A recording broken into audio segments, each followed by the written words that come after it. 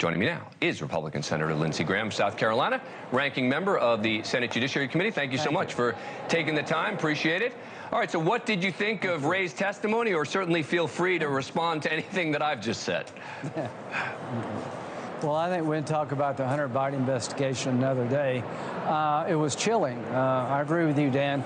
I've never heard the FBI director give such direct testimony about the threats the country faces. He says wherever he looks, the lights are blinking red, that after October 7, the highest level he's ever seen of jihadist groups calling for an attack on our homeland, and we have a border that's completely broken.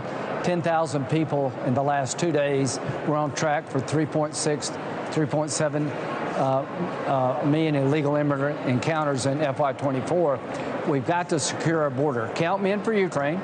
Count me in for Taiwan. Count me in for Israel. But we've got to change our policy when it comes to our broken border. The FBI director told us today that all the lights are blinking red. Are you concerned that international terrorism threats to the homeland are rising as the border continues to be broken? I am concerned that we are in an elevated threat environment, a heightened threat environment from foreign terrorist organizations for a whole host of reasons.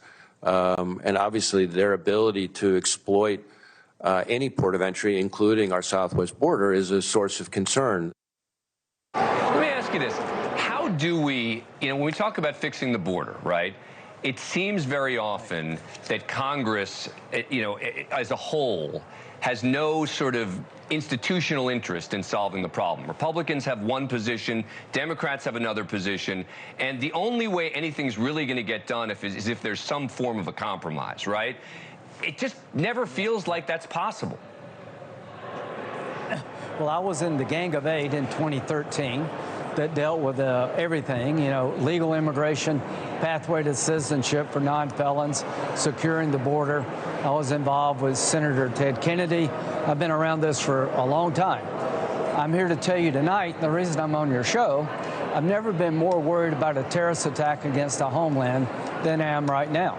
If we don't help Ukraine soon, Putin could get away with the invasion, and we'll have a war between Russia and NATO.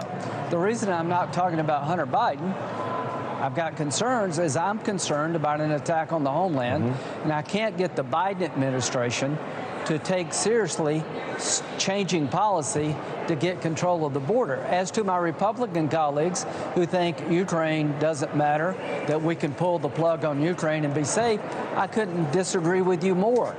So we need to do everything. We need to secure the border, help Ukraine, help Israel, help Taiwan. But I guess I'm trying to figure out sort of big picture what that policy is, right, on the border. Because I agree with you. It is really important. And when I think about a terror attack on this country, anyone thinks that the likely area where it could come from would be someone sneaking in on the southern border. It is scary. But this goes back to my question. How do you get Democrats and Republicans together to pass meaningful legislation that will help? Good question. Well, Senator Langford is working with Senator Murphy. I know how to do this. It's not magic here. Why do people come? They think if they get in America, they're going to be released, and they're here forever. Yeah. The day that people see that you're not going to be released into the country, the numbers go down dramatically. Change asylum, stop paroling people into the country, violating the statute. Regain control of the border. For that, we'll have a supplemental helping Ukraine, Israel, and others. The policy choices are there to be made. You just have to have the will to do it. To those Republicans who think Ukraine doesn't matter to our national security interest, I think you're dead wrong. To my Democratic colleagues, you're playing Russian roulette with our national security by letting the border get so out of hand. Each time I ask you about this, you come back to Ukraine, and I'm curious, and obviously those have been linked, right, by many. Do you think they should be linked? Yeah, absolutely. I'm not going back to South Carolina and talk about helping Ukraine and Israel without answering the question, oh, by the way, Lindsey, what'd you do on the border? It's an unsustainable political position, but it's stupid national security. I'm not suggesting we can only help Israel. We have to help Ukraine and Israel. We had to fight the Germans and the Japanese. So those isolationists in my party, you're going to have World War III on steroids if you let Putin get away with this and we stop helping our allies. But the border can be fixed. There's a way to do it. We're not going to give H.R. 2. I'm not asking for that.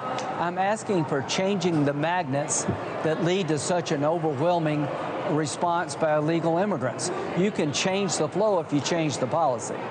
Thank you for watching. Go to newsnationnow.com to find NewsNation on your cable provider. And don't forget to click the red subscribe button below to get more of NewsNation's fact-driven, unbiased coverage.